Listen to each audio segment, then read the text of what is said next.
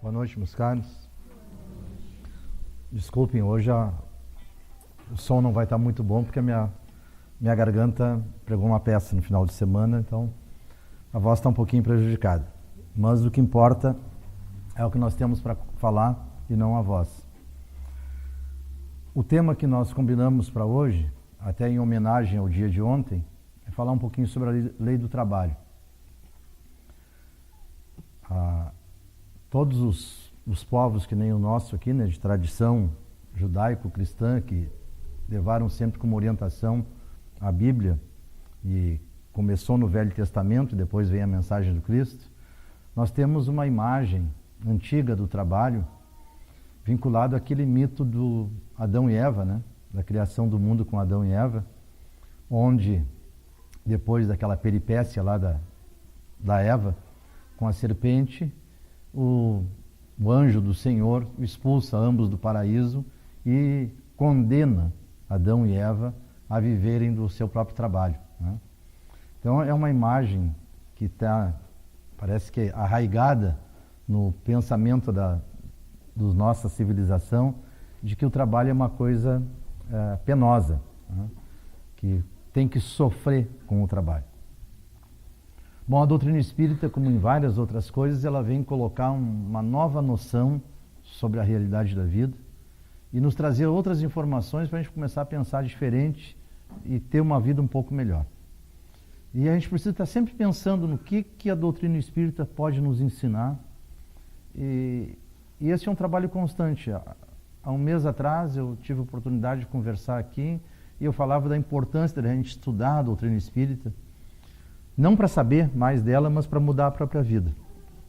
E cada vez que a gente observa um ponto informado pelo mundo espiritual, que consta na codificação espírita, a gente fica espantado com a novidade que é aquilo tudo que traz e como pode, de fato, alterar a vida da gente, alterando o nosso pensamento. Sobre essa história de ter que estar sempre estudando, compreendendo, eu vi esses dias uma piadinha, né? Mas é um fato concreto. Diz que foi perguntado a um sábio chinês o que ele pensava da Revolução Francesa, que aconteceu há 250 anos atrás. Ele disse, é muito pouco tempo para ter uma opinião ainda, temos que pensar mais a respeito, né? A doutrina espírita está muito parecida com isso.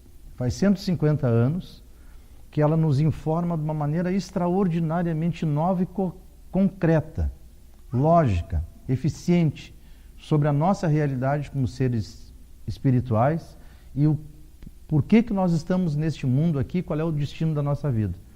E ainda nós estamos, parece que como criancinhas de colo, aos pouquinhos ainda aprendendo a balbuciar alguma coisa a respeito disso. Vejam só, eu trouxe 2 livros aqui onde eu andei lendo alguma coisa para poder conversar um pouco. O primeiro, é evidente, né? Livro de cabeceira permanente, o Livro dos Espíritos, que é o fundamento. Mas eu trouxe esse outro também, um livro antigo de mais de... não tem nem a data dele aqui, de 1994, escrito pelo professor Ney Lobo, chama O Plano Social de Deus e as Classes Sociais segundo a Doutrina Espírita. O professor Ney Lobo é um homem estudioso de sociologia e estudioso da educação. E várias obras ele tem. Nesta aqui, ele tenta discutir a existência das classes sociais, a existência da miséria, a existência da pobreza, a existência da riqueza e aonde isso está situado. Se isto de fato acontece segundo as teorias sociológicas e econômicas que estão por aí, segundo as opiniões políticas que existem soltas ao longo de todo o mundo, e especialmente no nosso país, ou se isso tudo tem um sentido que cada um de nós pode aprender e se melhorar com isso. Para começar, vou fazer uma lembrança trazida pelo próprio professor Ney Lobo, de uma passagem do Livro dos Espíritos, onde ele diz o seguinte, a questão número 8, bem no início do Livro dos Espíritos. A harmonia existente no mecanismo do universo, ela patenteia, ela mostra combinações e desígnios pré-determinados. E por isto mesmo revela um poder inteligente do Criador. Alguém atribuir a formação do universo ao acaso é insensatez, pois o acaso é cego e não poderá produzir os efeitos que a inteligência produz. Um acaso inteligente já não seria acaso. Baseado nesse tipo de informação fundamental que Kardec estudou da formação do universo pelo Criador, por uma inteligência suprema que criou o universo, os mentores espirituais, quando transmitiram essas informações a Kardec, eles disseram para ele duas coisas importantíssimas que cabe ainda, de nossa parte, muito estudo, muita dedicação para pensar. Eles afirmaram o seguinte: tem dois elementos no universo. Quando o Criador decidiu por criar o universo, ele criou dois elementos, e só dois. Um deles, o elemento material, e é esse universo físico que nós vivemos, o nosso corpo, esta mesa, o mundo em que nós vivemos, as estrelas, todos os corpos celestes. Isto é matéria, também criada, obviamente, no início dos tempos, por Deus, pelo Criador, não importa o nome que a gente dê para ele. Mas também afirmaram os espíritos superiores que, juntamente com essa criação da matéria no universo, Deus criou um outro elemento que deve viver junto com esta matéria pelo menos um período do seu tempo, que é o espírito. Nós, cada um de nós, um espírito imortal a partir da criação, que deve viver um determinado período de, quem sabe, milênios, quem sabe, eras inteiras, junto com a matéria, até que possa se desprender dela e se aproximar definitivamente do Criador. É uma situação transitória. Bom, o que Kardec investiga ao longo daqueles anos onde ele foi estudando as comunicações do mundo espiritual e ordenando elas, tentando entender o que isso significava? Chega à conclusão, orientado pelos espíritos superiores, que assim como existem leis que regem a matéria, uma lei que explica por que a matéria está coesa, por que nós estamos caminhando sobre a superfície do planeta, que não vamos para o espaço, por que os planetas estão em harmonia um com o outro, por que o Sol brilha, por que nos aquece, por que tem plantas e animais. São todas leis físicas. Mas disseram os superiores que, junto com essas leis físicas, quando ele cria o espírito humano, ele cria um conjunto chamado de leis morais, que é o caminho do ser inteligente, nós todos, o nosso caminho para nos aproximarmos de Deus. Vivendo neste mundo material que hoje estamos vivendo, mas o nosso destino não é esse. Nós não estamos aqui simplesmente para viver esta vida e achar que isso está pronto e a partir daí nós irmos para um suposto paraíso. Não, o nosso caminho é viver um período aqui neste mundo, quem sabe vários períodos, várias existências encarnadas, mas como uma etapa da nossa transformação total até a alegria e a felicidade suprema que será a proximidade de Deus. E eles afirmaram ainda que o conjunto de leis que nós devemos obedecer no sentido moral, no sentido que aquilo que é importante para nós modificarmos a nossa existência e nos aproximarmos da felicidade, é proceder bem. Kardec chega ao ponto de perguntar para o mundo espiritual, né, mas como é possível saber qual é o bem proceder? E eles disseram, a resposta é a mais simples de todas. Basta examinar a própria consciência do ser humano. Quando ele estiver suficientemente iluminado pela própria inteligência, ele vai compreender como é o caminho de proceder bem. Mas, junto com isso, citaram várias leis absolutamente naturais, portanto, pertencentes a todos nós, da mesma forma, que são a lei de sociedade, aquilo que nos leva a viver em conjunto, a estarmos agora aqui todos pensando ao mesmo tempo, da mesma forma, ou tentando compreender alguma coisa. A lei de liberdade, que diz que nada nos pode ser imposto no campo moral, nós decidimos a nossa própria vida. A lei de igualdade, no sentido de que nós todos fomos criados da mesma forma e tendo trajetórias diferentes, chegaremos sempre ao mesmo estágio de absoluta felicidade. E entre outras mais, o que foi denominado a lei do trabalho. Bom, quando isso surge para nós todos, para a nossa sociedade, que o trabalho é uma lei moral, é um choque, porque nós viemos dessa tradição religiosa de Adão e Eva, onde o trabalho é um castigo, onde aquele que pecou tem que trabalhar. E vejam só, ao longo da nossa história, vários povos dos nossos, vários países, levaram isso como se fosse verdade, que o trabalho é ruim, que o trabalho é vexatório, que o trabalho não deve ser feito por uma pessoa inteligente ou uma pessoa superior. Há, inclusive, grandes, excelentes historiadores, excelentes antropólogos, que aqueles que estudam o funcionamento das sociedades, que dizem e demonstram, de acordo com a ciência que eles dispõem, que parte do que nós passamos hoje aqui no Brasil ainda vem desta herança que foi muito presente em Portugal e Espanha na época do descobrimento, onde os nobres, até por obrigação e por decisão dos reis, não deviam e não podiam trabalhar. Quem tinha que trabalhar era o povo comum, mas aqueles que eram já aquinhoados por Deus, aqueles que eram mais benquistos por Deus, não deviam trabalhar, porque trabalho era para escravo, trabalho era para o inferior. Isso ainda se mantém na sociedade de hoje. Todos nós, se não conhecemos pessoalmente, nós sabemos de notícias de pessoas que acham, porque detêm riqueza, têm direito de olhar os outros de cima para baixo ou desprezar todos os outros. Tem gente que acha que porque tem riqueza, tem que explorar os outros e não trabalhar como todos os outros devem fazer. Mas enfim, é a trajetória de cada um e cada um faz as suas escolhas. O que é importante, é fundamental e deve nos servir de orientação para a nossa vida individual e para a nossa demonstração junto àqueles que nós vivemos e convivemos, é que o trabalho foi definido pelo mundo espiritual como uma condição moral do ser humano, dita da seguinte forma. Kardec perguntou desta forma: a necessidade do trabalho é uma lei da natureza? Querendo saber se isso foi definido por Deus, pelo Criador, ou se foi por essas condições sociais de alguns terem mais do que os outros. A resposta do mundo espiritual, ela é maravilhosa na sua essência. O trabalho, disseram eles, é lei da natureza.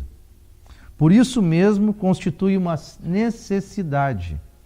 E a civilização obriga o homem a trabalhar mais, porque lhe aumenta as necessidades e os gozos. Vejam só, cada um de nós aqui deve estar lembrando, e faça um esforço agora de lembrar, o que nós ouvimos lá quando a gente estudava na escola, os primeiros anos, que fazia, né, como ainda faz hoje, o estudo dos índios, os primeiros habitantes do Brasil, da nossa região, né, o Dia do Índio, tudo que se faz com as crianças para eles começarem a entender. E o que nós sabemos da vida dos índios? Sem nenhum desprezo, obviamente, a eles, é uma condição de evolução. Mas o índio estava preocupado, e era a única preocupação dele, construir a casa para o abrigo, né? Aqui a oca, né? Casinha onde ele ia morar com a família dele, a sua tribo, e ele estava preocupado em caçar os animais, pescar os peixes, coletar algum fruto na floresta e plantar mandioca ou uma outra coisa que ele soubesse fazer. Por quê? Porque ele não tinha necessidade de mais do que isso. Para ele, tendo um abrigo e tendo comida, bastava.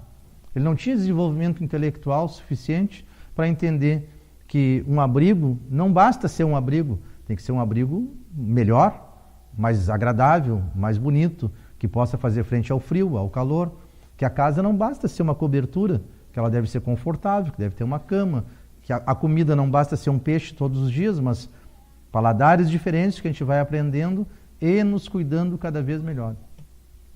Quanto mais civilizados nós somos ficando, mais necessidades nós temos. Tem um livro chamado Imaginação Econômica, de uma escritora alemã chamada Simone Nassir. Ela diz que, afirma ela, com informações concretas, que no ano 1400, pouquinho antes da descoberta do Brasil,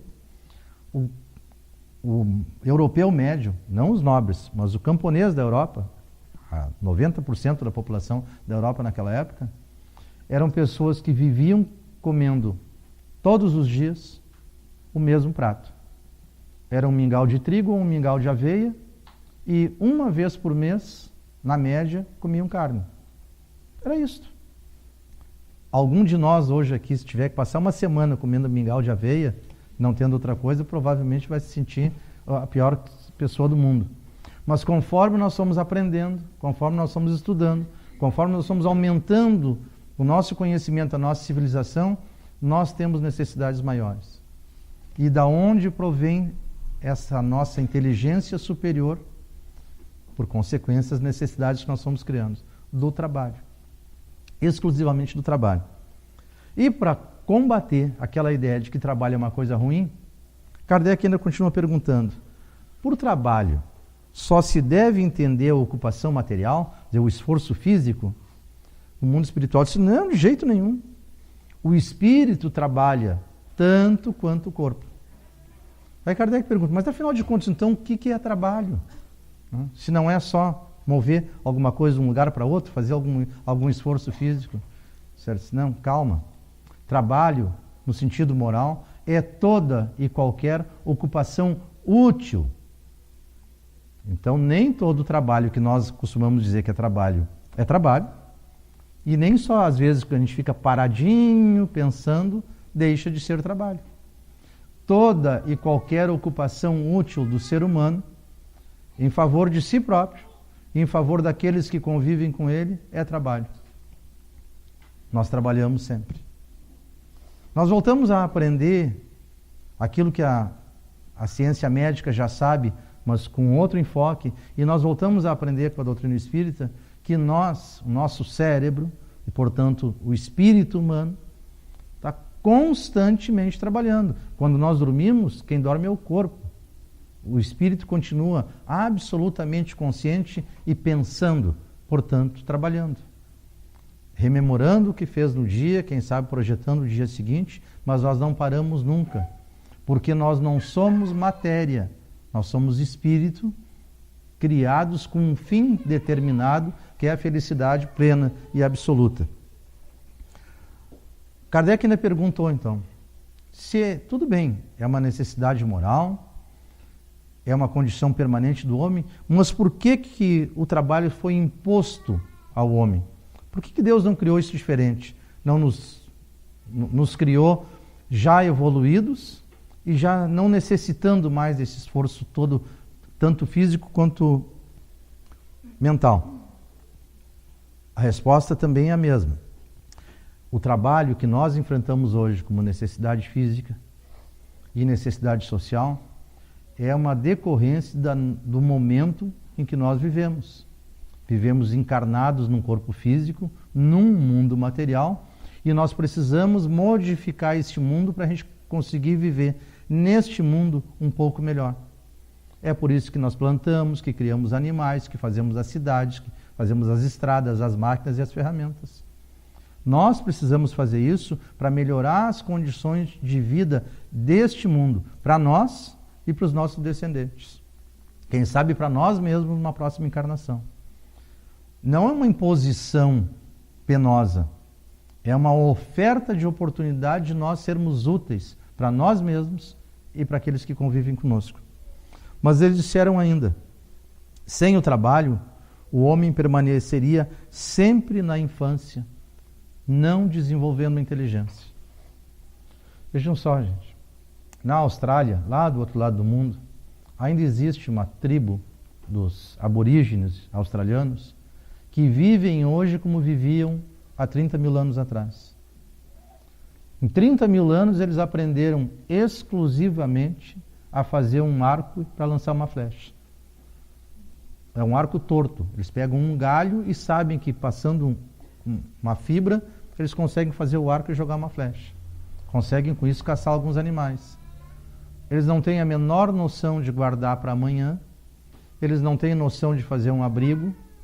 Quando eles são apanhados no deserto onde eles vivem por uma tempestade de vento, eles só conseguem se abrigar atrás de uma pedra de um arbusto.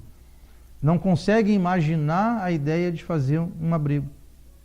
Quando eles conseguem matar um animal para comer, Eles comem, enquanto conseguem comer. Não conseguem imaginar amanhã. Eles não têm noção do que significa amanhã. São os mais primitivos do mundo. Há 30 mil anos eles não evoluíram. Porque foram espíritos que não trabalharam e que não conseguiram ainda fazer esse esforço para se desenvolver. São espíritos que estão ainda no início do processo. Um dia serão iguaizinhos a nós e quem sabe superiores a cada um de nós. Mas este é o processo de evolução que nós temos. Kardec ainda pergunta, por que a natureza provê tudo que é necessário à vida dos animais e das plantas e o homem é forçado a trabalhar? Eles também responderam, mas observa a natureza de verdade. A natureza trabalha. Todos os animais trabalham. Só que eles trabalham em uma condição diferente do ser humano. Eles não têm inteligência. Então eles trabalham para atender às necessidades do instinto. Eles trabalham procurando comida. Sempre fazem isso. E eles trabalham, às vezes, percorrendo distâncias enormes, procurando se acasalar, porque é um instinto da reprodução e da manutenção da própria vida. Mas é o trabalho. O ser humano, que é o dotado de inteligência, é aquele capaz, inclusive, de orientar o cuidado destes animais e, a partir desse, atender às suas necessidades de sobrevivência, de alimentação, de lazer, etc. É porque somos inteligentes. Perguntou ainda Kardec se nos mundos superiores a necessidade de trabalho ainda continua existindo.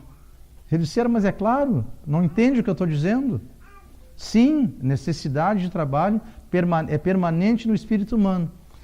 A diferença é que nos mundos superiores, onde o ser humano não tem mais necessidade física, vive só como espírito, sem corpo, aí evidentemente as necessidades serão outras.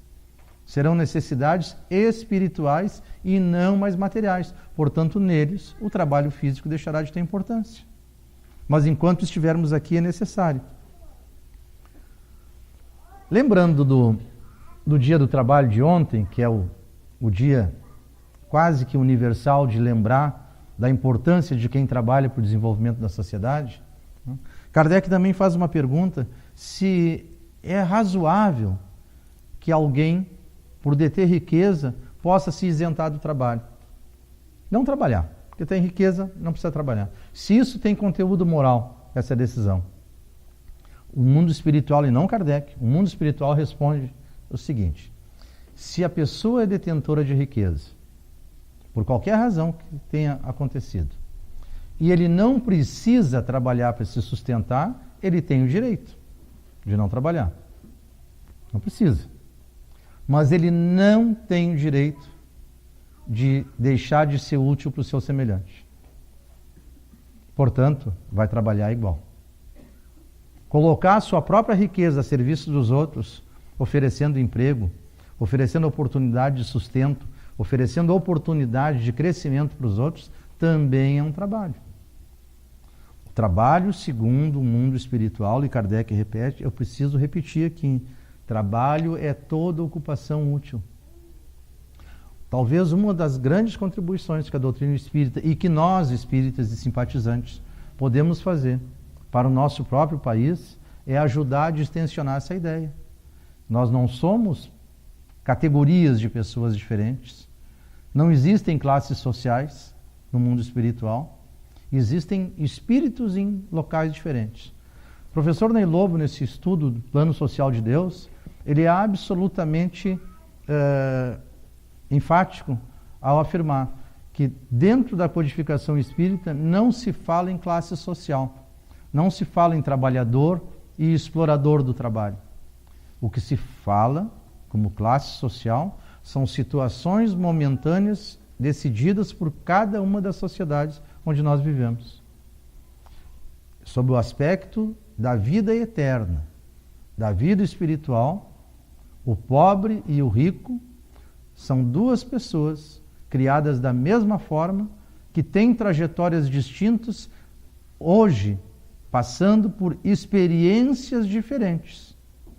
Mas, praticamente, todos nós deveremos passar pelas mesmas experiências uns dos outros em alguma das suas encarnações. Uma das contribuições fundamentais que o movimento espírita consegue dar para a humanidade inteira são os intercâmbios mediúnicos. As oportunidades que nós temos de conversar com o mundo espiritual, com diversos espíritos que se manifestam, e eles nos contam lá o que eles vivem no mundo espiritual, as alegrias e os sofrimentos que hoje eles estão experimentando no mundo espiritual.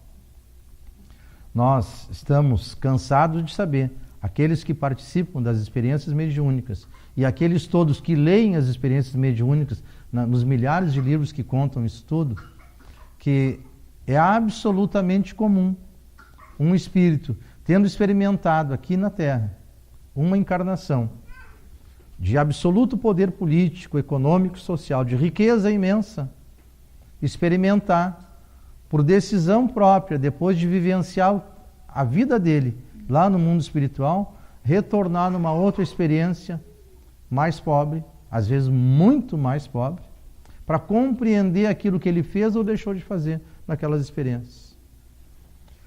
Nós precisamos compreender, meus caros, que as experiências que nós temos agora, nesta vida, especialmente essas experiências materiais, de riqueza, de pobreza, de posição de mando, de posição social, elas são oportunidades de aprendizado. Se nós não compreendermos isso e não aproveitarmos isso como aprendizado, nós teremos que retomar esta mesma experiência numa outra oportunidade, numa nova encarnação.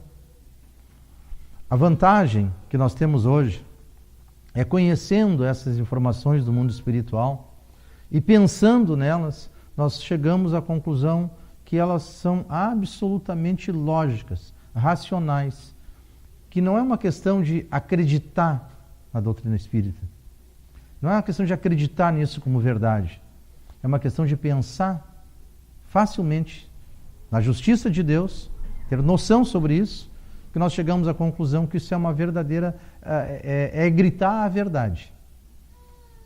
Não existe diferença entre nenhum indivíduo na face da Terra. Fomos criados iguais. Nós estamos, cada um de nós, em experiências diferentes.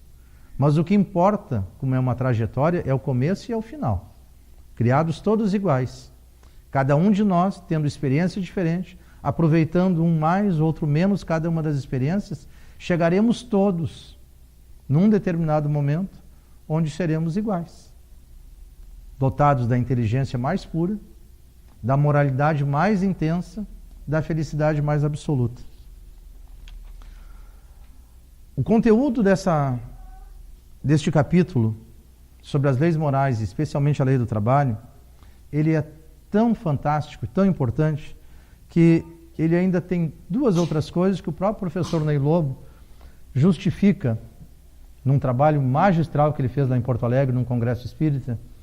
Ele diz que ele encontra justificativa para cada um dos itens, dos artigos, dos parágrafos das leis do trabalho, não só as do Brasil, a nossa famosa CLT, mas das leis do trabalho no mundo inteiro. Ele diz que encontra justificativa doutrinária neste capítulo da lei do trabalho. Vejam só um deles. A pergunta 682 que Kardec faz.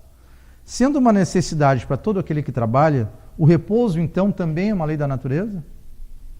Sem dúvida, responde o mundo espiritual. O repouso serve para a reparação das forças do corpo e também é necessário para dar um pouco mais de liberdade à inteligência, a fim de que se eleve acima da matéria. Não existe país no mundo hoje que não reconheça que, a cabo de alguns dias de trabalho, para nós aqui, ao cabo de uma semana, tem a obrigação de descansar. O patrão, a obrigação de dar aquele dia de descanso, e o trabalhador tem a obrigação também de descansar. Descansar da atividade que está fazendo, para repousar a sua própria inteligência e poder aprimorar ela no futuro, com mais esforço e com mais trabalho. as férias. Vejam só, meu pai, uma vez ele me contou, meu pai nasceu em 1914 e começou a trabalhar com 12 anos de idade. E ele contava que quando começaram as leis trabalhistas, lá pela década de 40, ele trabalhava numa gráfica lá em Porto Alegre, e quando surgiu a notícia que os operários, os empregados todos, teriam um período de férias, quer dizer, iam ficar em casa, e o patrão, o proprietário, pagaria aqueles dias para eles, meu pai disse que houve revolta em vários locais de trabalho. Assim, mas como é possível que eu vá ficar em casa e meu patrão me pagando para ficar em casa? As pessoas não entendiam a razão da existência das férias.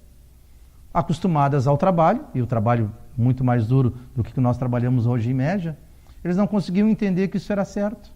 Achavam que isso era uma barbaridade que o governo estava inventando. Hoje, nós compreendemos que isso é uma questão de saúde, inclusive, de cada um, de periodicamente diminuir um pouco o ritmo, para ter mais força para continuar na luta pela própria vida e pela própria inteligência. Então, nós vamos compreendendo que nós vamos modificando a vida, modificando a sociedade, sempre numa direção um pouco melhor. Mas para finalizar, Kardec pergunta se o homem tem direito de repousar na velhice.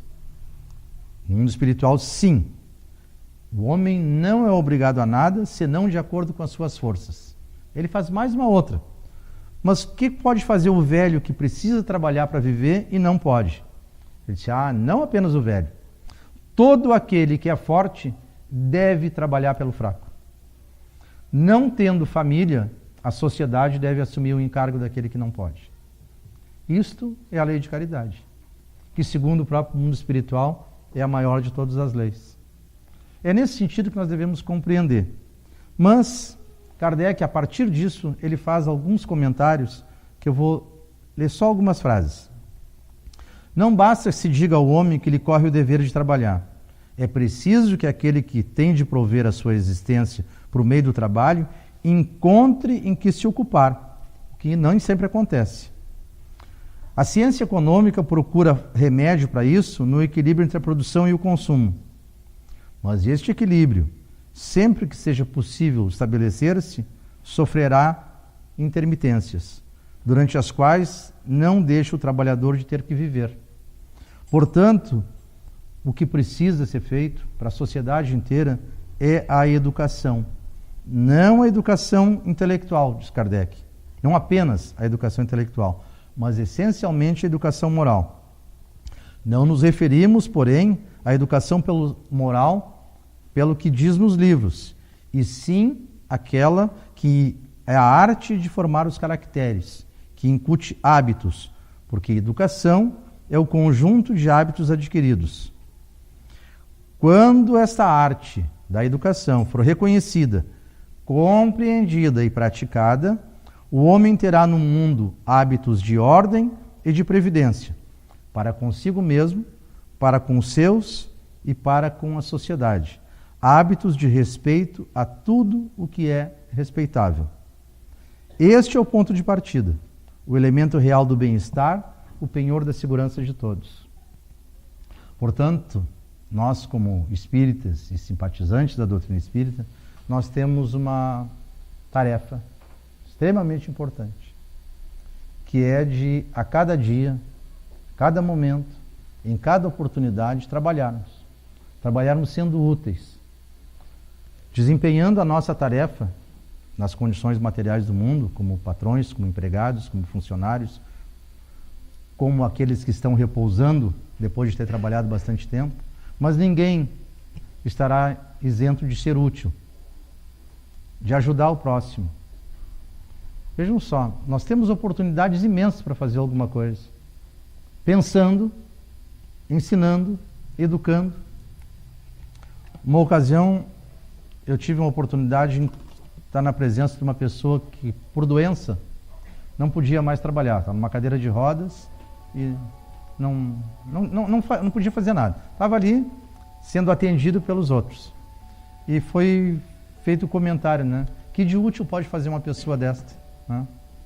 que não pode fazer nada, preso na cadeira de rodas, mal movimentava, conseguia falar, mal movimentava os braços, mas até para se vestir precisava de ajuda, para comer precisava de ajuda. E nesta ocasião chegou uma criança, um neto daquele senhor que estava ali, e ele estendeu os braços e a criança veio rindo, subiu no colo dele. E a resposta foi dada. Cuidar de uma criança, fazer um carinho, é um trabalho fantástico. Todos podem fazer, inclusive nós. E nós temos trabalhos imensos pela frente, só que cada um deles, cada oportunidade de trabalho, ela deve ser encarada por todos nós nesta condição. Procurar se tornar útil a si próprio e à sociedade. Nós estaremos fazendo um trabalho de Deus. Muito obrigado e até uma próxima.